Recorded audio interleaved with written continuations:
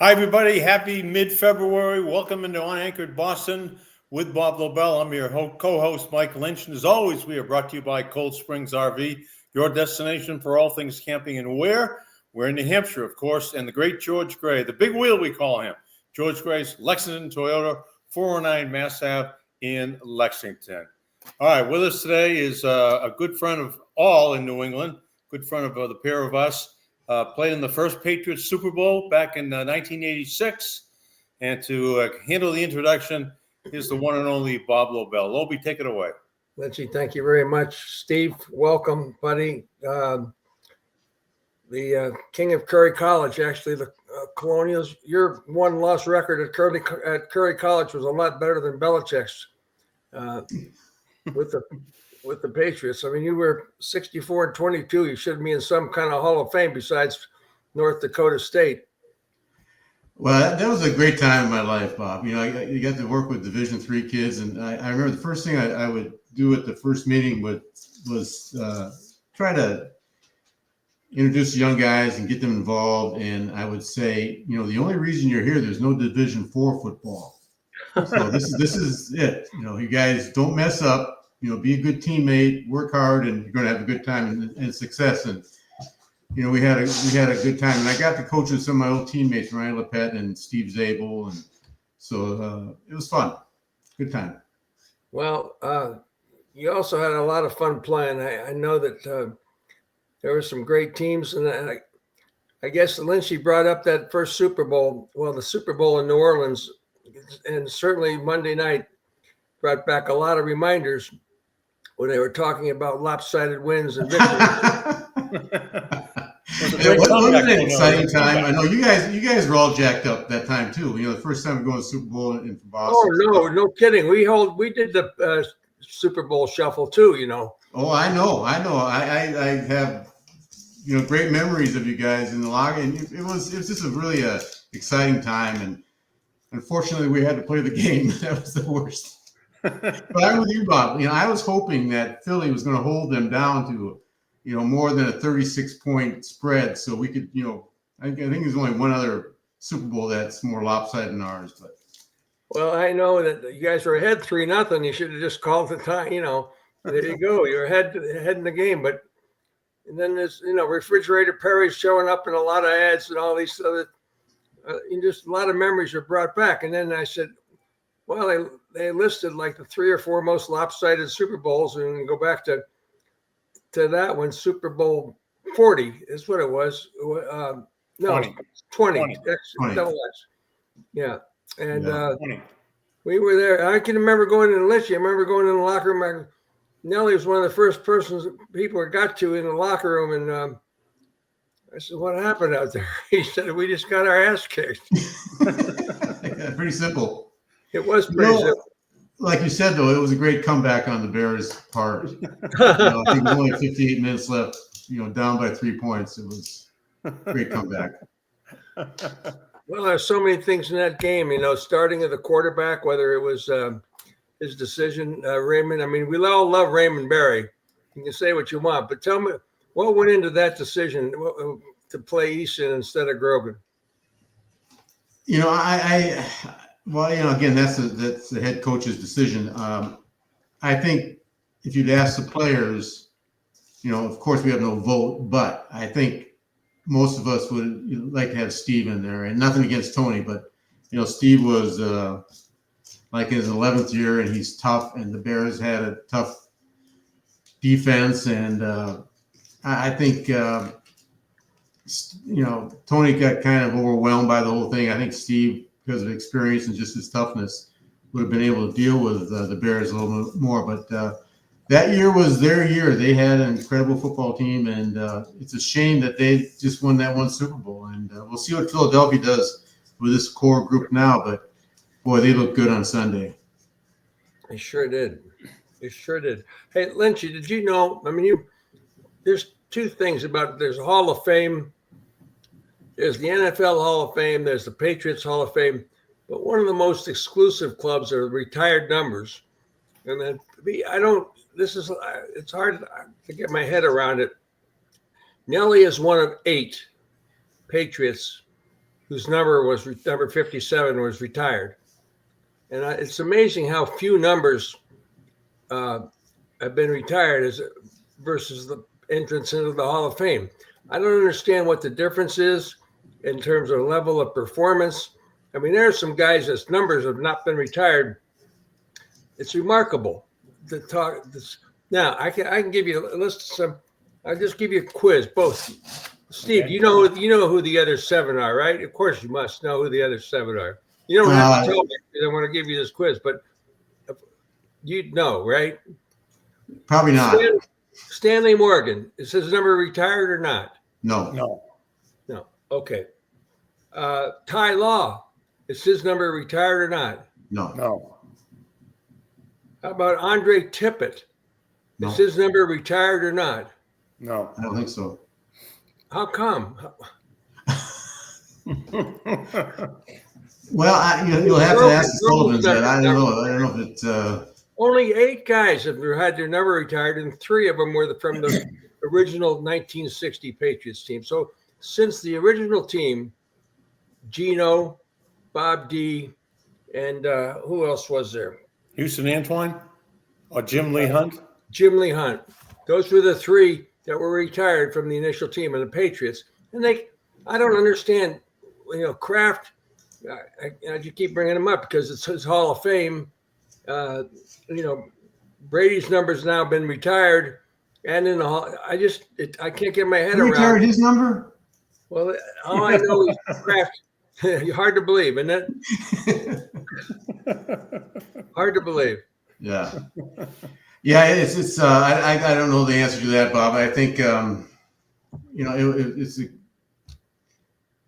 was really a great honor for me and stuff like that. And maybe I played a long time, so I think that was probably the reason that I was, they retired it. But it's I don't know. There's not a path to it or anything else. I don't think, and I don't know. Mike Some of Haynes, those mysteries, man. retired. Mike Haynes. Why don't you talk to somebody in the committee, Bob? You are on the committee. I'm talking to you. So is Nelly.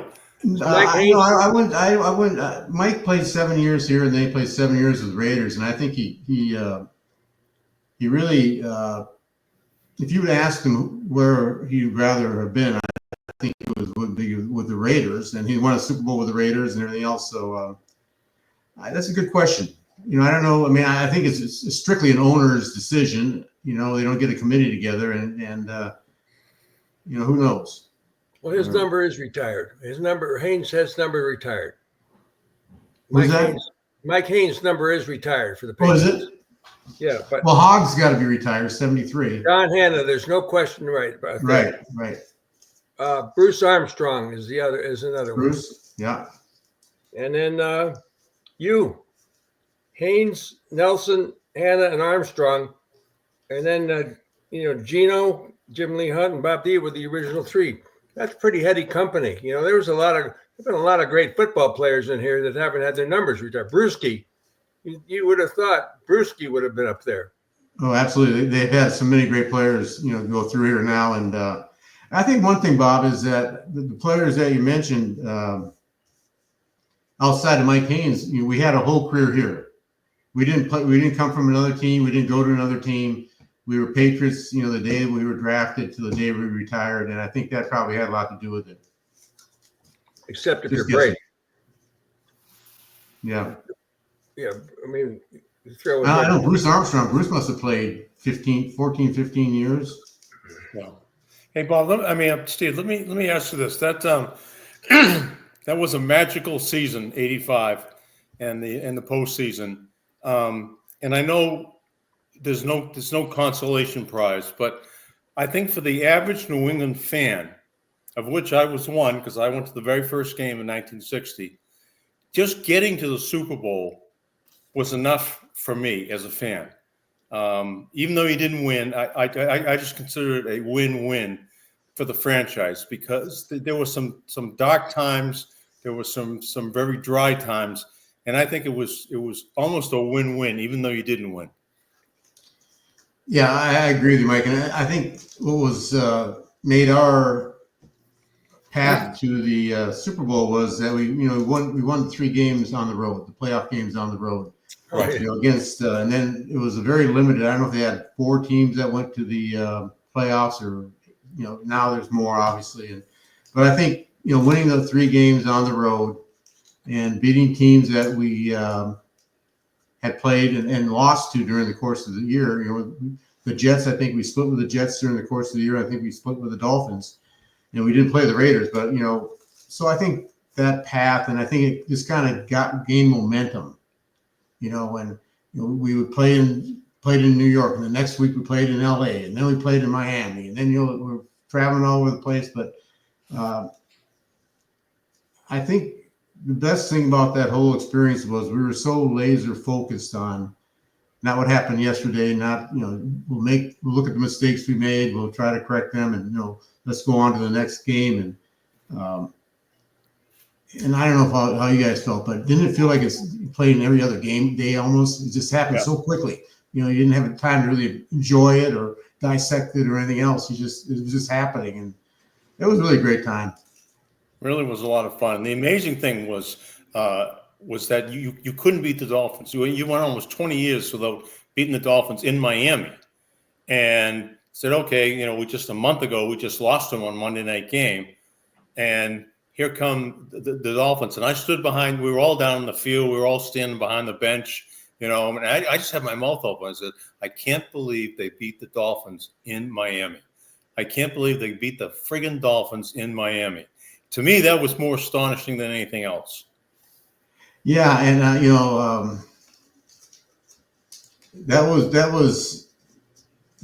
such a surreal game, and I think for one reason or another, Marino just didn't have a good day, But we ran the ball on him, and our game plan worked, really well as far as keeping the ball away from Miami and beating them up, because we thought we had a line of, advantage on the line of scrimmage, and we had 3 or 4 backs that were running hard, so we could alternate them and keep them fresh. But I agree with you. That was just the highlight of the whole year for me, was to finally beat the Dolphins down there, and in a really meaningful game. And like you said, they had a hard time beating us up here, but we never beat them down there. Yeah. Just never did it. Never happened. Never. You even had a game we had 2 head coaches down there. Yeah. 2 pregame speeches, right? Yeah, that was something else, wasn't it? So that was the Ron Earhart, Hank Bulla debate. That was nuts. That was crazy. That was the time when Chuck Fairbanks was going to leave for University of Colorado, and he got fired by Billy Sullivan. So you had 2 co-coaches, right? Head coaches. So tell me what happened in the locker room when pregame speeches started. Well, it was, like I said, Lynch, it was the offense coordinator and Ron Earhart, and the defense coordinator, Hank Bulla. And so I don't know if they're like auditioning for the job or whatever they're trying to do. And it's all human nature.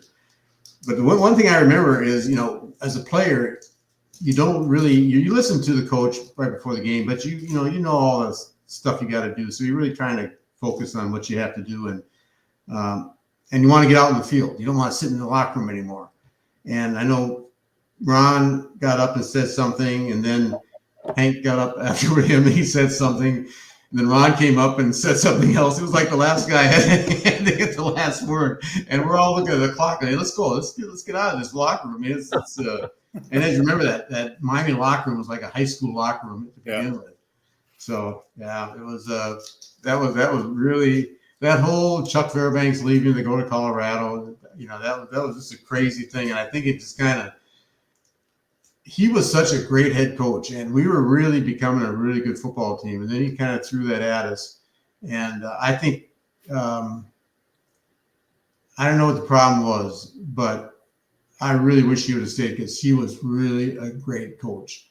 And I think we could have really done things, because, we were, the one year when the Raiders won the Super Bowl back in like 78 or something, we were the only team to beat them during the course of the year. And we beat them pretty bad up at home. And so, we had a lot of confidence in the team. We had a young quarterback in Grogan that was playing great. And we had like Stanley Morgan. And, it was too bad the whole thing came down.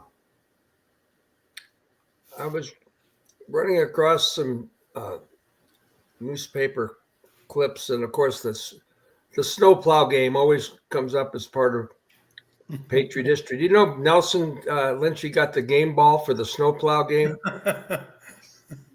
I mean, and of course, Grogan. Now that we know Grogan is the one that told Ron Meyer to send out Mark Henderson. Absolutely. Grogan's the one. But Ron would never tell you that, would he? What's that? I say Ron would never tell you that. Oh, no, of course, he thinks it was his idea. It was all his idea, yeah.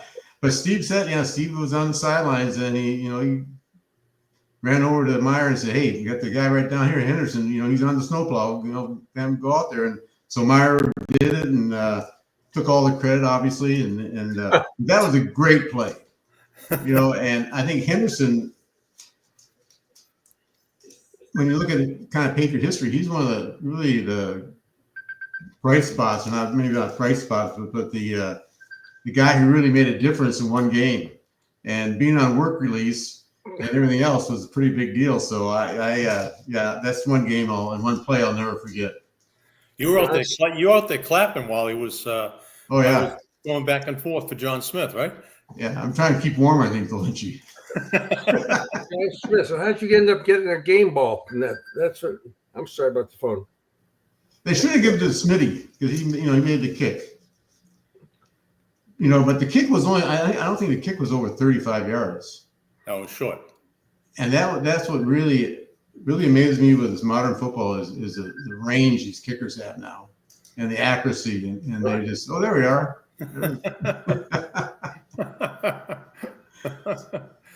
And Matt Cavanaugh was the holder. Matt was the holder, yeah. That's funny. That was a classic moment. What about that Super Bowl week, Steve? Were you guys isolated? Were you guys the secret practices like it is today? What was that whole week like? Well, we had curfew, and I think just the personality of the two teams. Like the Bears, they were out all night. In New Orleans, and we had a curfew, and but that's smart, I think. But that whole week it went so slow because all you didn't want to do was play the game, and we had played them during the regular season, and they beat us 20-7, I think, in Chicago, and I think we all had confidence that we could play with them, and it just got away from us, and they're a better team. And then they had all that refrigerator period, BS that giving the dive, and thank God they ran on the other side, so Larry McGrew got knocked out of the end zone almost.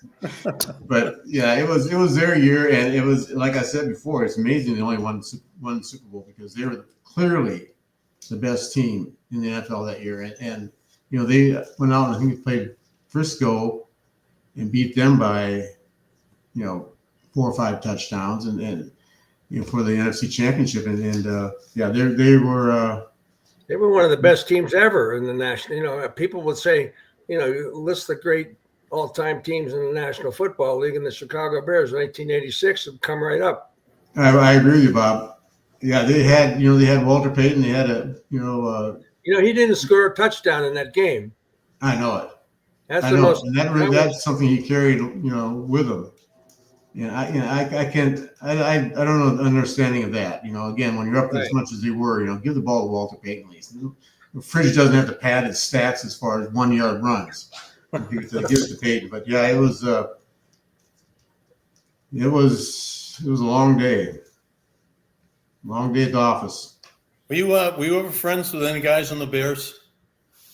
Well, McMichael was, played with us for a while, Yeah. a couple of years before he got cut, I think, or I don't know if he got traded or cut. But he went on to have a great year and, a great career. And so I knew Steve. Outside of that, I don't really think I think like they didn't have free agency like we do now, so players swapping franchises all the time. But We guys friends with guys on the other team? Like now it's a love fest before every game, hugging and kissing and talking to everybody and trading jerseys after a game. You know, I mean, did you like any of your opponents or did you just dislike them? Well, I tried to trade my jersey after the Super Bowl, but nobody wanted it. No, like you said, because of the no free agency and if you only played with one team, you had really didn't know anybody else. I played in a couple of Pro Bowls, so I got to know a couple guys, but and I think it's just the whole landscape of football from the college level and all the the nil money and the portal and all that stuff, and it's like free agency, and I don't think I think you have to have it in pro football because it's a business, but I think in college, I don't like it. You really can't like you get a powerhouse like Harvard or something that just keeps those players all the time. They never go, and then you just. But I don't like that whole nil stuff and the whole transfer portal and teams like Oklahoma, who used to be great, they'll never be that at that level again because they just can't afford it. Ohio States and Michigans and Alabamas and Georgias and all that stuff. They're going to be the ones on top all the time. Texas is going to be the team because they got all the money. Yeah. Speaking about the Pro Bowls, you were talking about. You played in what I think 3 of them. There was it was a whole lot different. The way the thing is developed and it's become a joke. I mean, the Pro Bowls. I mean, they kind of meant something back when you guys played. I don't know how. Maybe it wasn't quite as intense as a regular season game, but it was a lot. Certainly, you go to what they've come up with lately. I mean, it's crazy. It's a joke. It is a joke. Yeah, I've never watched one. I've never. And I really didn't watch any Pro Bowls, but when I played them, at least you were playing. At least you had all your equipment on. You may not, like you said, you're not diving for balls or you're not trying to, take somebody out or whatever. But you're still playing. But yeah, I agree 100%. I think that's a joke, and I don't know why they got to do it unless it's probably just more time on TV and raising money for the league or whatever. But what a shock. Yeah, what a shock, huh? Come on, 18 games. Are you kidding me? They're going to go to 8. It's a matter of a couple of years. They'll be playing 18 games, 2 preseason games, and 18 regulars. I mean, that's crazy. Yeah. I mean, I just don't know how you guys would survive. I mean, the last 4 or 5 games of the season, almost every play carrying somebody off the field. I mean, guys are getting hurt. Flags are all over the place. It's just disruptive. Well, I just, with me, when I was a rookie in '74, there was 6 preseason games then and 14 regular season games. And we started 3 weeks before, I think, the first preseason game. And we had 3 days, and we were a bad team at that time. And Fairbanks was a tough coach and everything else. And for us to get better, we had to practice a lot. And there was a big turnover in personnel. So you had to, see what players could do and stuff. So, because of those reasons, we're on the field a lot and you're hitting all the time. And then you're playing against, John Hanna in practice and he's going full speed. So, you try to avoid him. Hey, tell the rookie to come in. Hey, look, I'm a little tired. Right? Come on in. You play against the other. But it's really changed as far as that. And that's why I think you see, especially during the beginning quarter of the season, how bad the tackling is, because they don't practice tackling. No one goes on the ground anymore during training camp. And if they go to the 18 game schedule with 2 preseason games, it's going to be a joke. None of the players will play in those 2 games, and the practices are so controlled now and everything else that there's really not enough time or, and you want to keep your players healthy and all that, good talk, but you can really tell how bad the tackling is early in the season.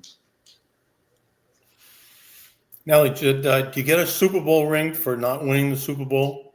Just being in it, do you get one? The losers ring, yeah. Yeah. It's called the losers ring. Do you ever wear yours? Never.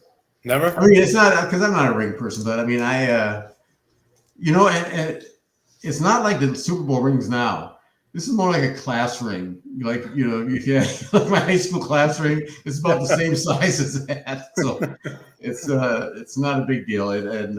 But no, I don't think I've ever worn it. In fact, I think I know what it is, but if you have one now, it's the size of a frisbee. I mean, I know how it. can you wear it? Yeah, it'd be like Well, your hand Belichick's is girlfriend, carrying didn't she have one on during the Dunkin' Donuts commercial? No. Is that I gotta show you something. Come here, Knuckles. Come here. Oh, dog. This is our new puppy. We got 2 dogs, but this is Knuckles.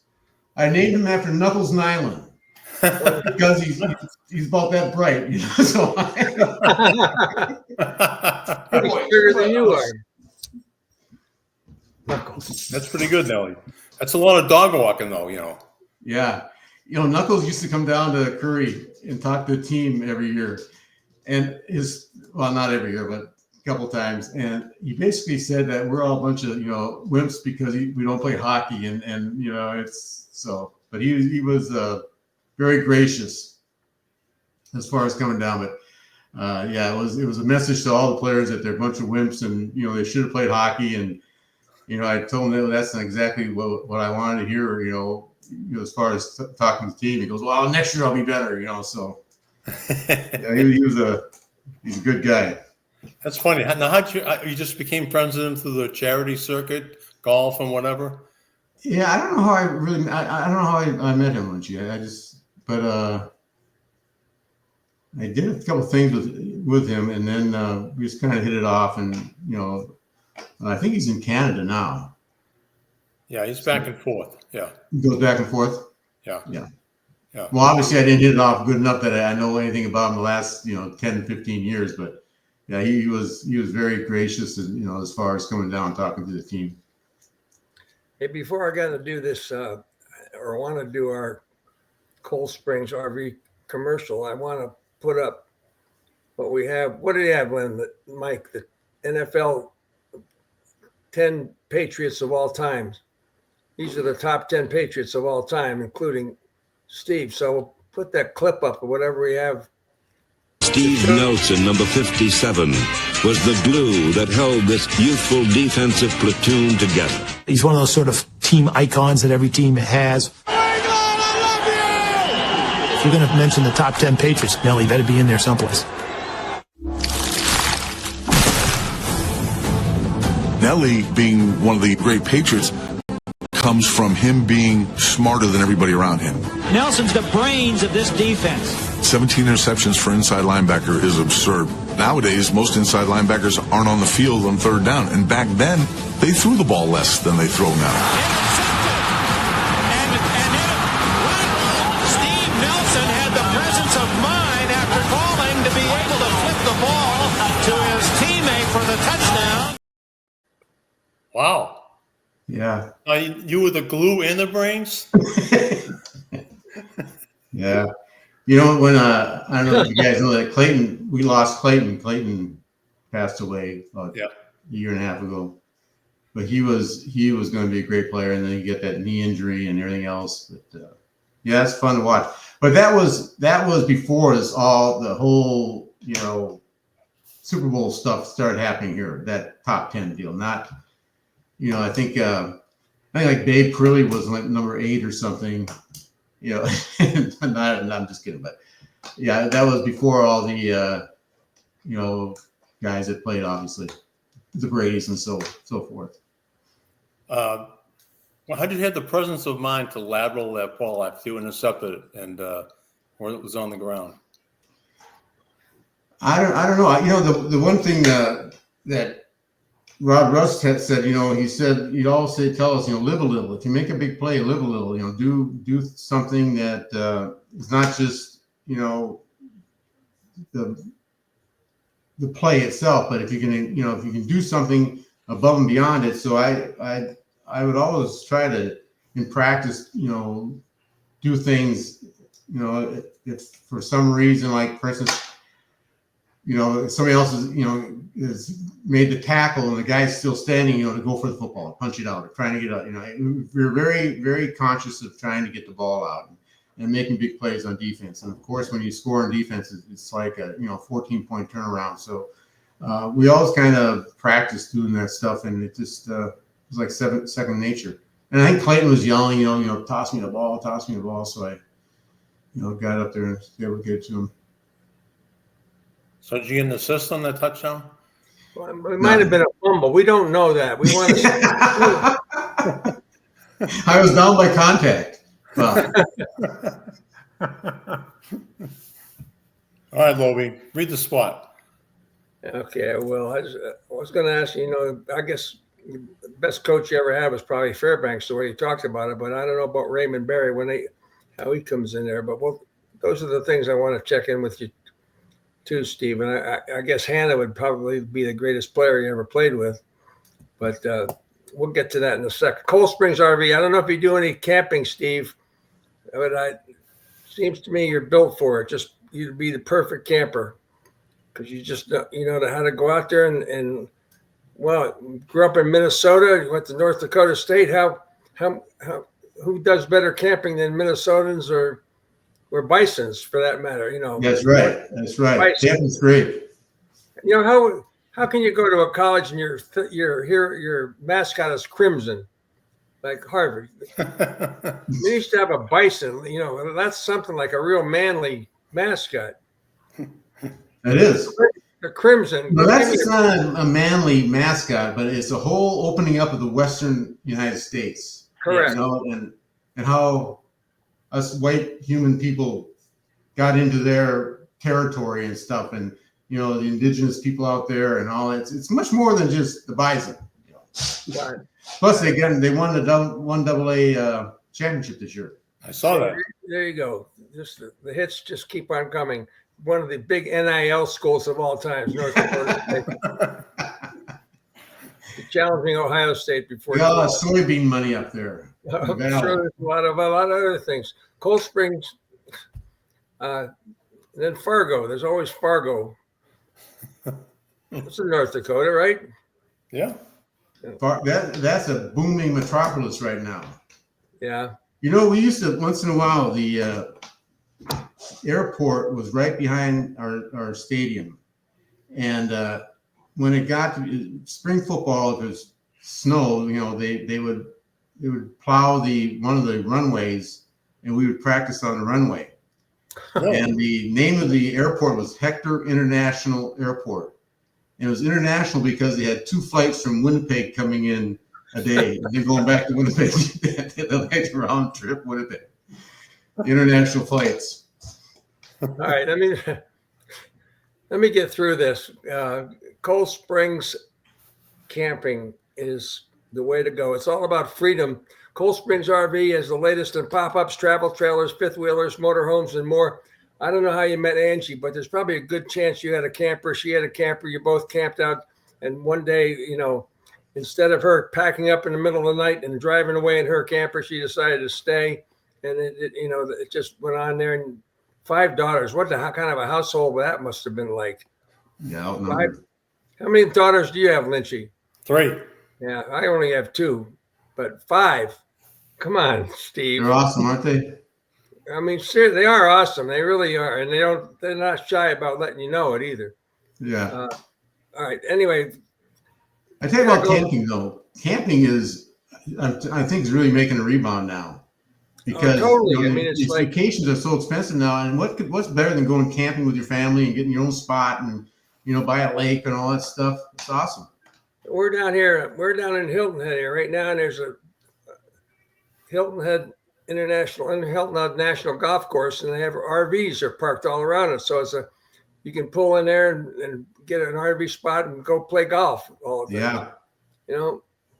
Anyway, so as far as getting started, Cold Springs RV, go freely browse their full lot and tell them Lobie and Lynch sent you, and tell them one of the bison. So tell them all about the bison, and you want to go out and check out North Dakota State because your kid wants to go there. Shop now for the best selection of 2025s, Cold Springs RV in Ware, New Hampshire, and then Ware, New Hampshire is like west of Goffstown and north of Tingsboro.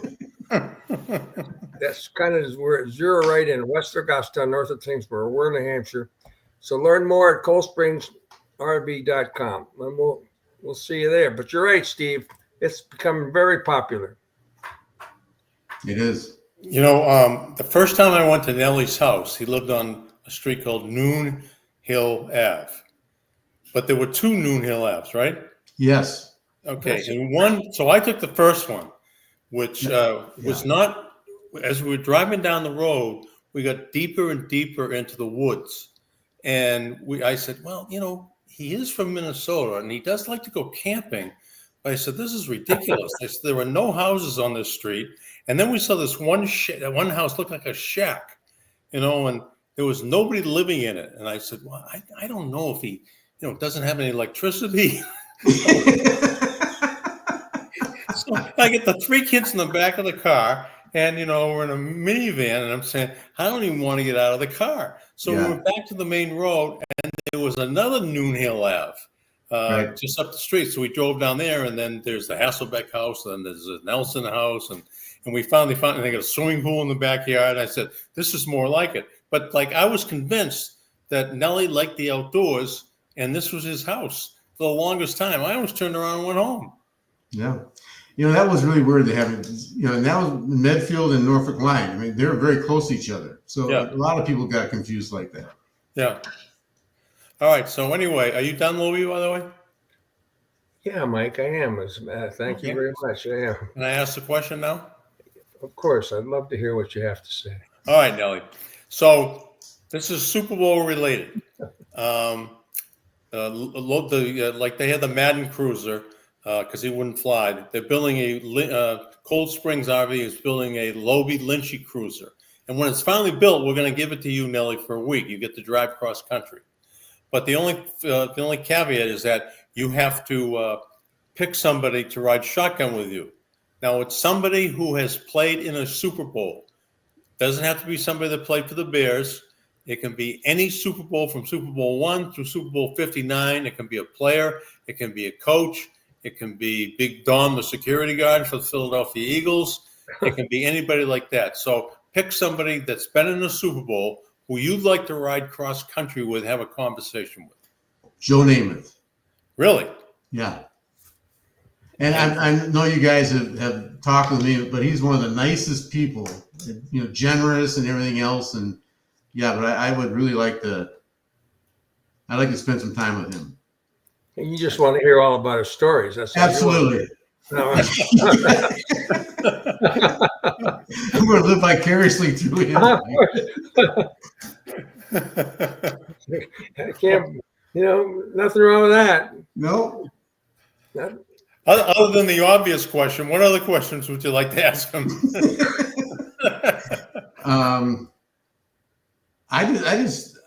It'd be interesting to he's such a humble person. I mean, now he's just I don't know if you saw him when he went over to Klecko's house to tell Joe that he made the Hall of Fame and stuff.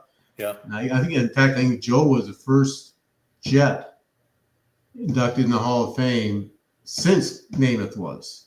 I may be wrong, but he's just such a nice guy and just very modest and I think wouldn't be a lot of work, I think he'd be pretty easy to hang out with. So yeah.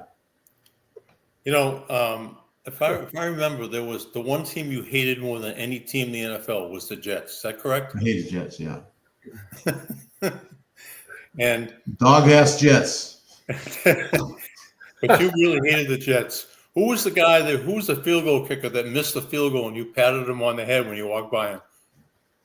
That was Pat Leahy. Yeah. That wasn't one of my prouder moments in retrospect, but at the time I thought it was pretty funny. But yeah, I don't think the field goal was over like 35 yards. In those days, no, 42 yard was a long. Literally, it looked like your drive. It was like. Yeah, right.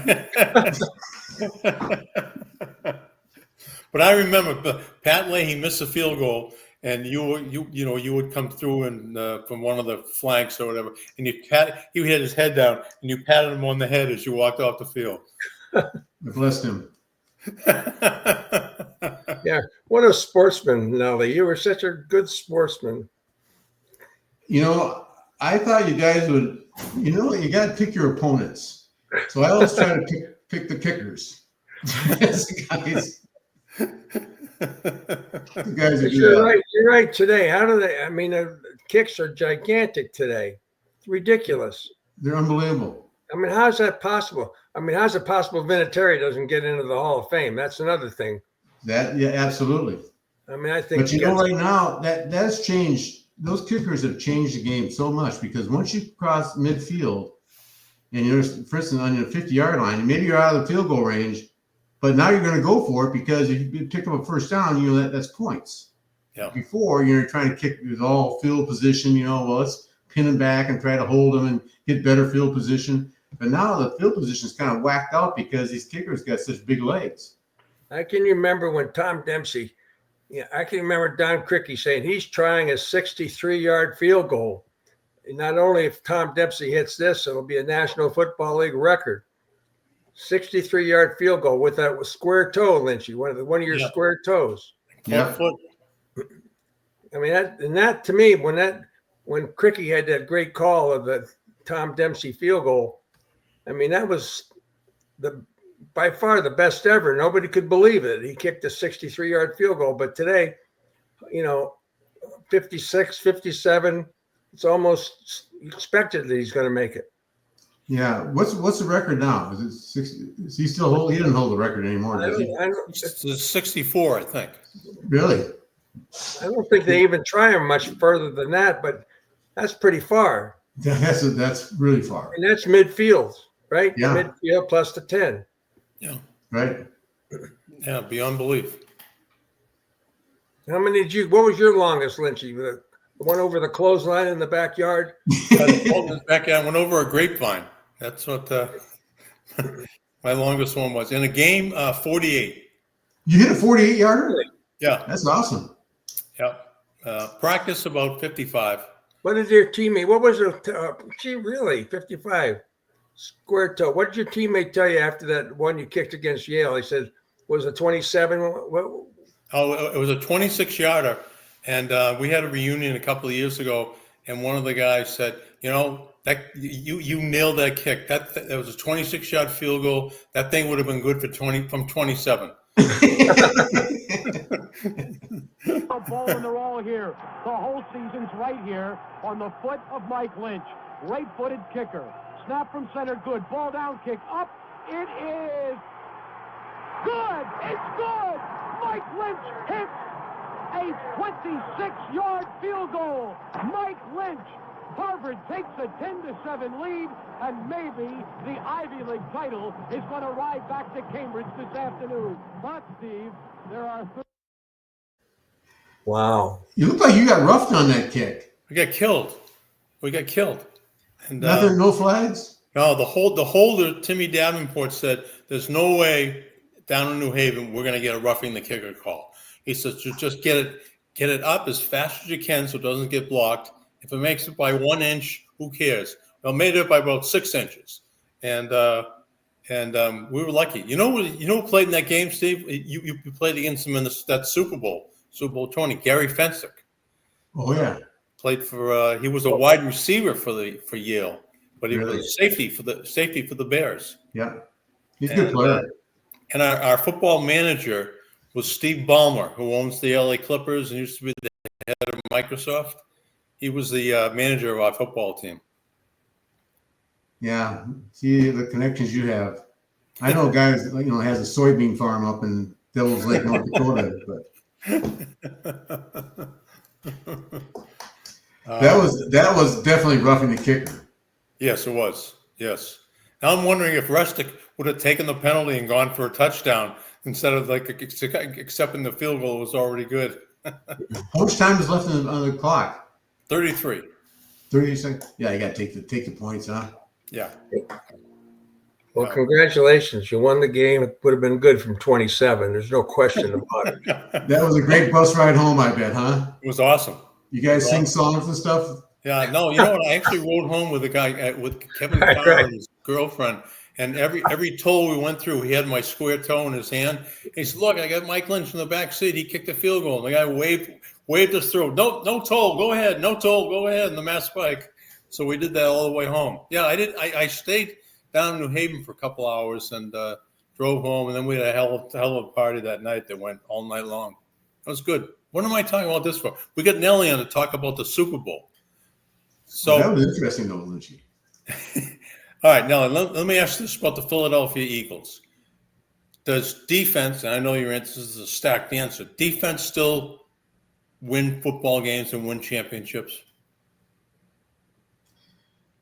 Well, I think Sunday. That's what I think the game has changed so much that at one point that was you had to have a defense, and now with all the scoring and multiple formations and throwing the ball all the time, and the emphasis on offense, I think people have gotten away from it. But we saw Sunday that Philadelphia.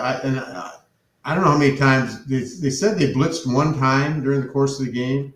Send more than four guys, because those four guys are putting pressure on Mahomes all day long, and they're so physical. And that offensive line is 6'6", 338, the average cross, and they got some. They got Barkley, and they got his two wide receivers, or number one wide receivers. They're just loaded. And Hurts played unbelievable. That's the guy that I really like, is Jalen Hurts. I think he's kind of a throwback guy. I think he's really into team stuff, and he's a great leader. And they're telling about the story when he's in Alabama, when he got pulled out of the game for the SEC championship against Georgia, and Tua replaced him, and then replaced him the next year. But Hurts was one of his biggest supporters and really a team guy. So I was really happy that he was able to play as well as he did, because he played great. And, again, I think Philly did what they had to do. They had to shut down Barkley.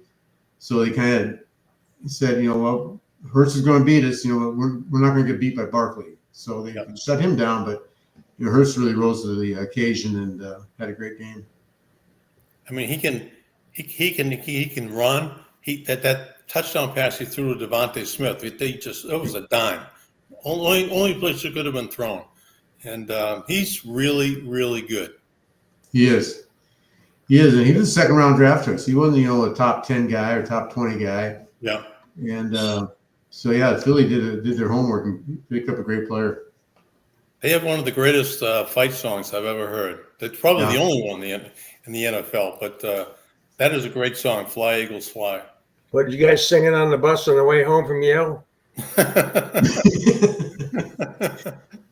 Their owner is a Boston guy, isn't he? Yeah, he is. He tried to buy the Patriots a long time ago, and Bob Lurie, or Jeff Lurie, they were he's rumored to be buying the Celtics.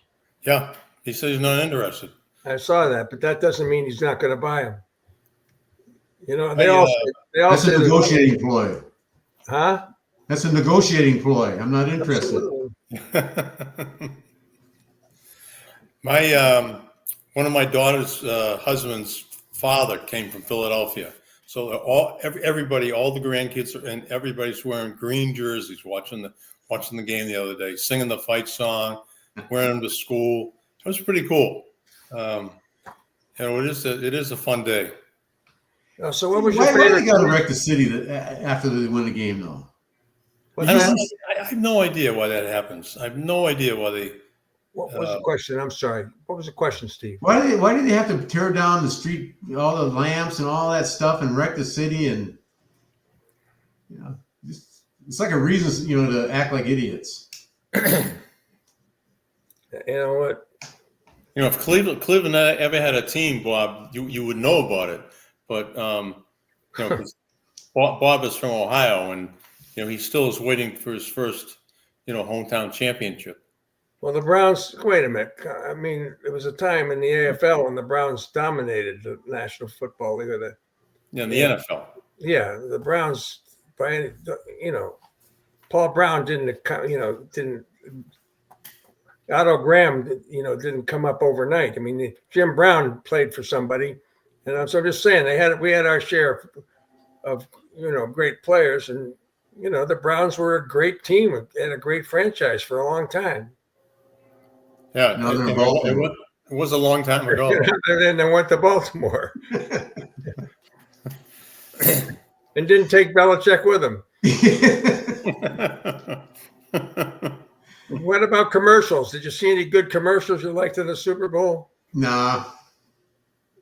I try not to watch the commercial. I'm usually going, get up and walk around or doing something. But no, I didn't. I didn't think it was a great Super Bowl as far as anything. Halftime show. What do you think, Lynchy? That meant he hated it. It just not my cup of tea. You know what I did at halftime? I watched the Lady Gaga halftime show from the Patriots Falcons game in Houston, and that was awesome. I rewatched. I had it on YouTube. I want to buy a Lady Gaga tape, so you can tape it with you and take it in the car and stuff, and her greatest hits. He was pretty good in the pregame show on Bourbon Street.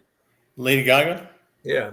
Unbelievable. And all the guys walking in with Goodell, Brady, Strahan, Jimmy Johnson.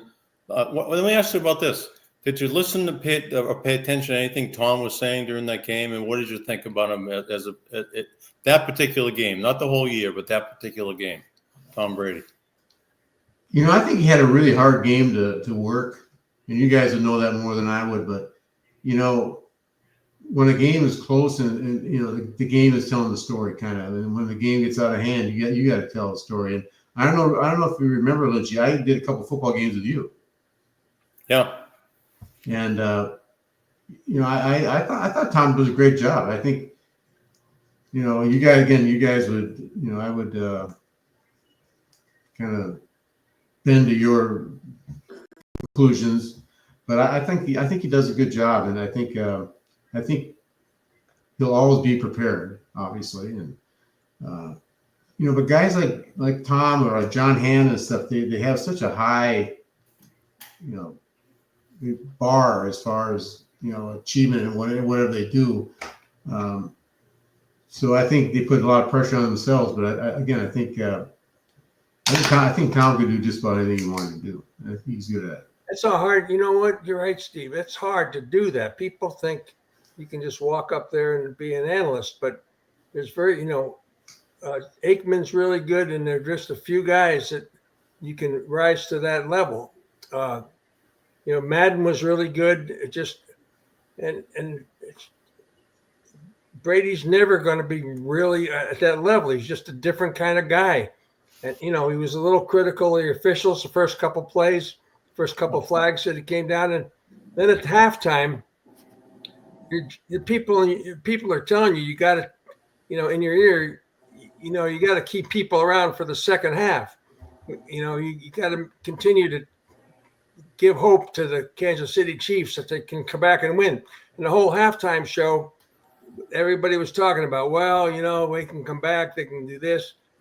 You gotta keep the audience somehow, and that's pretty much your job. And it's hard. It's not easy to do, especially in a game like that. You're absolutely right. That's not a tough game to call. Yeah.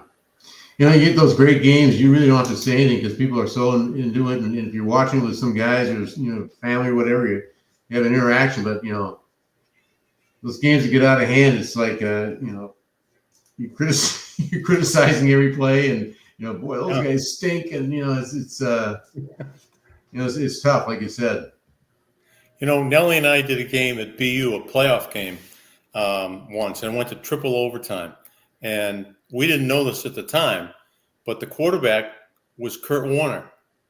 He played, was it South Dakota State? No, he played at Northern Iowa. Northern Iowa, that's what it was, yeah.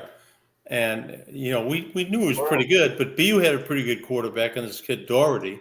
And, it wasn't until he eventually made it to the NFL, that I think we're all going, geez, we did one of his games like 4 or 5 years ago.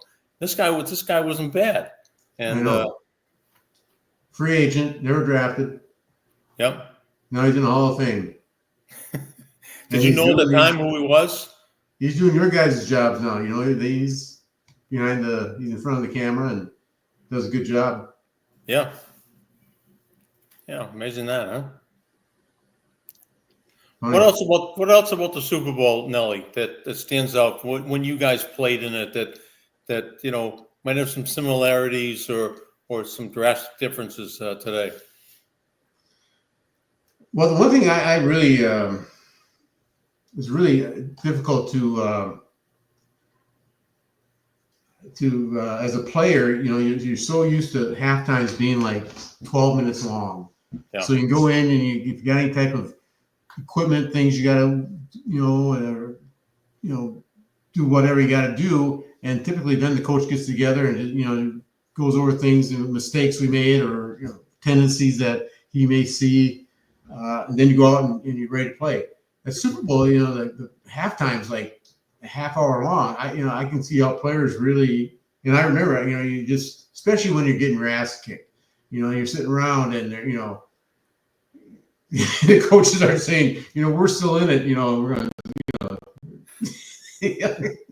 we can't get the ball back to the line of scrimmage offensively. We're not in it. So it's a tough as a player. You just want to get on the field and get it over with, especially when you're losing. You just want to play hard, get it done, and get out of there. But it's you understand that's all part of the deal. But I think that was the biggest adjustment for all of us was just how long the halftime was. Yeah. And it's not like that in playoff games because obviously they don't have the halftime shows in playoff games. So. Who was the best coach you played for? I think it was Chuck Fairbanks. Yeah, head coach. I played Bill Parcells as a positional coach one year for us. He was a coaching under. I was going to ask you about Parcells and that. Yeah, I absolutely loved him as a position coach. He's great. He's great. And I keep up with him a little. That's kind of my fault because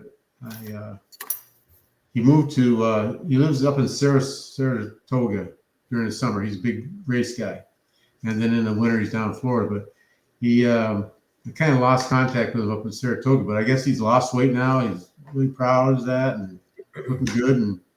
But he was a great motivator. Great, you knew exactly where you stood with him. I remember the first time he had a meeting. We had 10 o'clock positional meeting.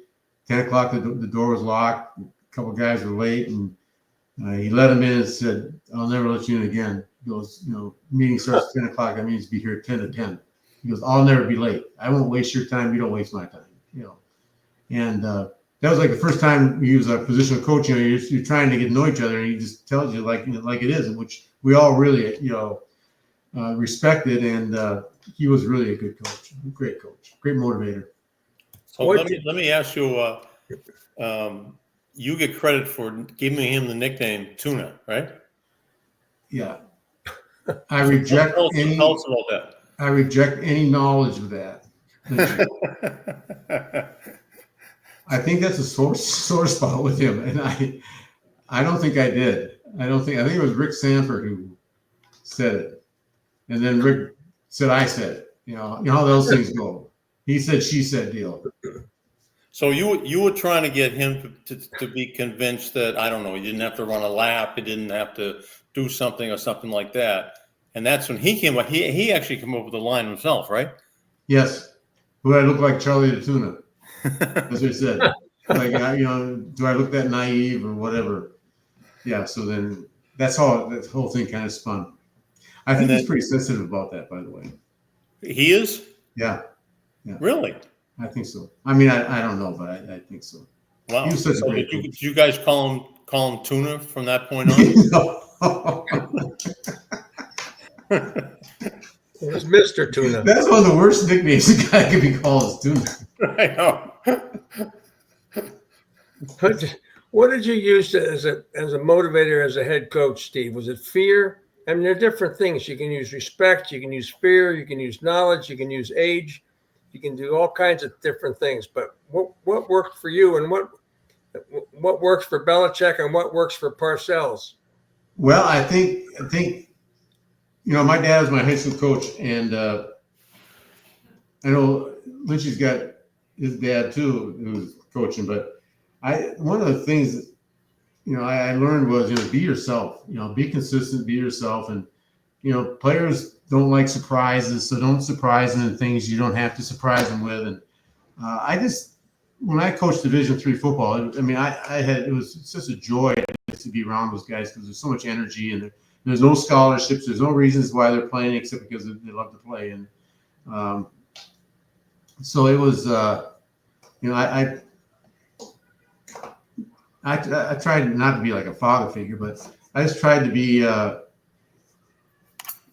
have discipline with the team, but also make it fun for them. And it was their team. It wasn't. We're not playing anymore. We're all done. It's up to you. And you win or lose, you guys do. We're just guys who ride the bus with you, basically. So, I didn't like yelling anyway. So it was good. And we had good teams. So we had really good leaders on the team, and it was their team. We're the coaches, but you're the team. So. And it's funny. Last week we had Micah Ruzioni on, and now Vinny succeeded you as athletic director. Is that right? Yeah. And he's still there, right? Vinny's still there. I think Vinny's about ready to retire, but Vinny was my offense coordinator, and he brought that Winthrop package with him. The old. He had some single wing stuff involved in it, or wing tee stuff.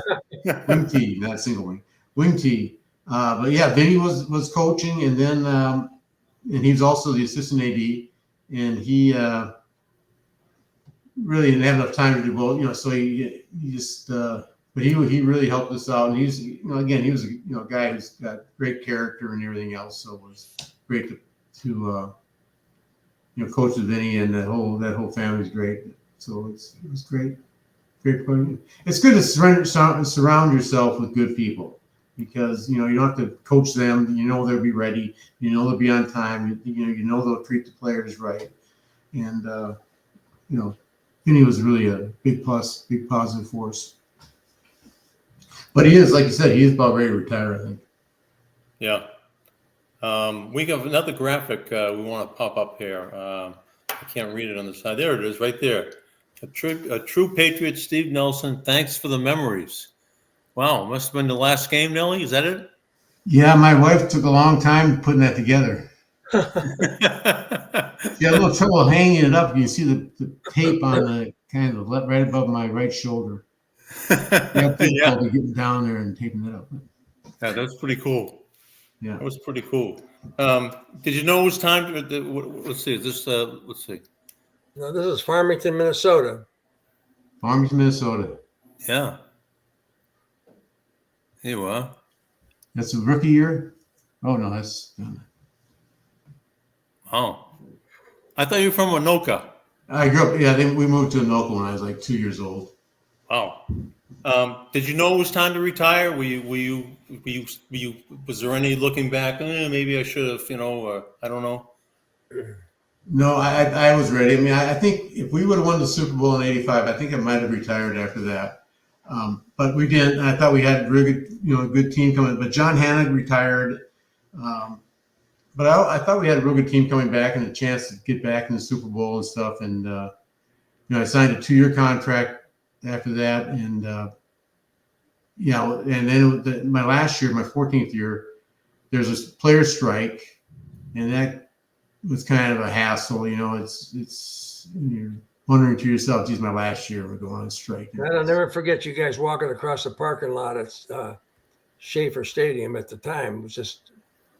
It was eerie. It was you coming from the diner down the street or wherever you guys met. And yeah. Did you still have animosity for the guys that came in as replacement players, or is that all come and gone? That's come and gone. Yeah. Yeah. But it was I think it probably affected younger players more than us because they're the guys who are going to get the benefits of striking. We older players, the guys are going to be, that was my last year. So, I wasn't going to be, receiving the benefits that they were. So, but, again, that we did it as a team mostly. And, it was just kind of a stupid thing. It looks like the Patriots have done a good job keeping you guys, I want to say you guys, anybody who played in the past, connected with the present. I see you guys are at a lot of events, and unless I'm misreading, it looks like they've done a pretty good job of keeping you guys connected. I think it has, and I think with the success they've had the last 20 years, I think there's a lot of guys that stayed around that now with the free agency, most of the players that live down south, they want to go down where the weather's warmer. But yeah, I think they really try to involve the players. I got one more spot to read here, Nelly, if we'll let you go. Right. Okay. Hey, if you're looking for a new vehicle, go where Lobel and Lynch go. Go see our good friend George Gray at George Gray's Lexington Toyota. We've been customers for years because we know that George Gray will treat you right. They're a family-owned and operated dealership that we trust, and you can trust as well. Go see the big wheel, we call him, the great George Gray at George Gray's Lexington Toyota, 409 Mass Ave in Lexington. He's a big fan of the Patriots, a big fan of yours, Nelly. And I know that he'll be thrilled to watch this episode of UnAnchored Boston. A lot of fun, Nelly, as always. Never a dull moment. No, I'm a big Toyota guy. Yeah, you are, aren't you? Yeah, Toyotas. Yeah, we all are. I just want you to know, Nelly, watching that game Sunday for the Eagles in Kansas City, and the fact it was such a blowout. Go ahead, you talk to Angie if it's more important. What? Don't yell at me like that. Oh yeah, I got most of the wash done, honey. I forgot what I was going to say. Come on, get your picture in here. No, okay. No. Really, anything you can bring on that would help the show, bring her on. We have to go to the doctor's office. Yeah, not now though. Okay. So when are you done? Okay. We're done. We're done right now. You guys. How long do you want us to keep them? What? She's a little camera shy, I think. Yeah, we all are. I'm going down to the pool. They're having hot dogs and hamburgers down there at noontime. Yeah. Yeah, sing Crimson songs. 10,000 men at Harvard. Oh God, of course, right. Oh my God. Well, Nelly, thanks a lot. You did a great job. Thanks. It's great seeing you guys. It was great. It was great talking to you, and you haven't changed a bit. Hang in there. Yeah, you too. Have a great year. All right, pal. We'll see you. The great Steve Nelson was our guest this week, and make sure you follow us on UnAnchoredBoston.com.